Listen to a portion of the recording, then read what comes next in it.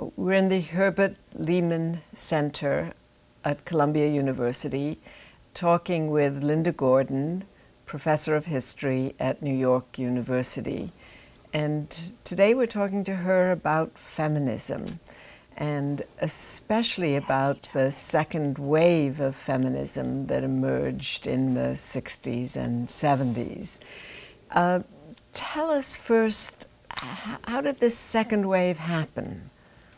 The second wave actually began in a parallel way to the first wave. Both of them grew out of black rights movements. The first wave grew out of the movement to abolish slavery. The second wave grew out of the civil rights movement. Many young women, black and white, who participated in the civil rights movement began to see a contradiction. The civil rights movement was all about democracy, and everyone was a citizen and should be an equal citizen. But in fact, they became more observant about some of the ways in which women were not equal citizens, both the informal ways in their relationships with people, but the large institutional ways in the way the government treated them. And so out of that came really two streams of a women's movement.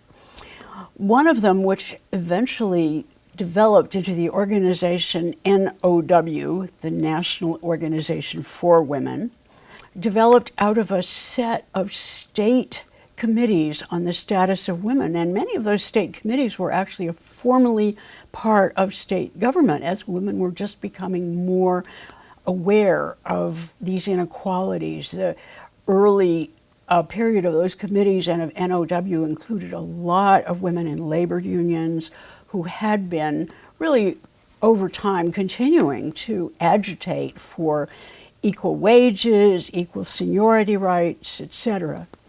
Then there was another stream which was much younger. It consisted at first mainly of college women or recent college graduates.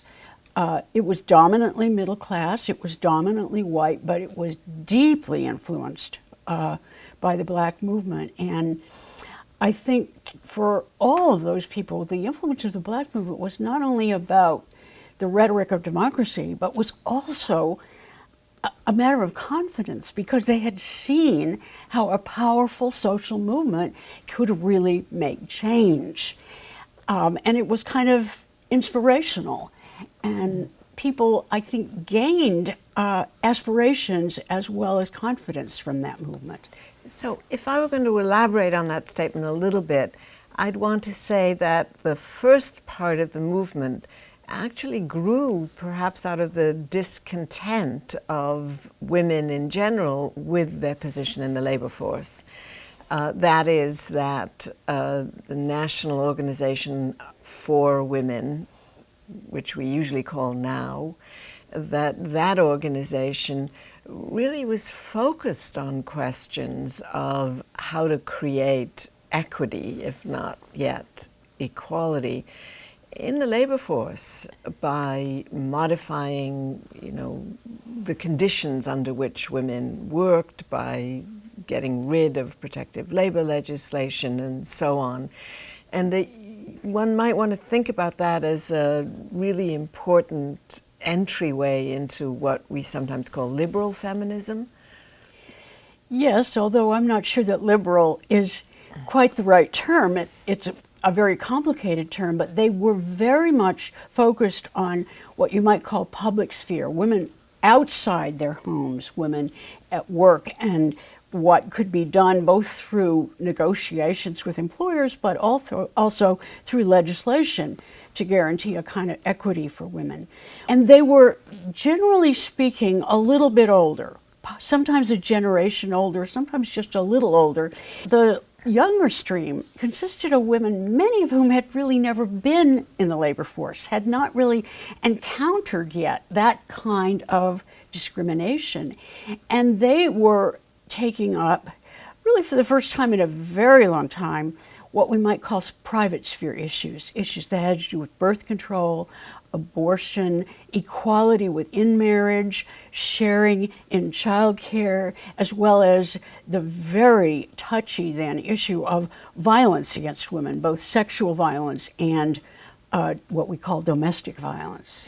I find this fascinating because it seems as though in the 1960s, both streams were developing in some ways separately from each other. That's true. So we understand the personal as political in some ways, as coming out of that first stream, or the stream of women the younger women who come out of the civil rights movement and begin to ask the question of what does equality mean for them? And to some extent, in those early years, there was some tension between those two streams. Each side would be quite critical of the others. The younger people were critical of NOW for not taking up these personal issues. NOW was critical of the young people for focusing on them so exclusively, and focusing perhaps very exclusively at first on middle-class women. The women's movement had so many different streams in so many parts of the country.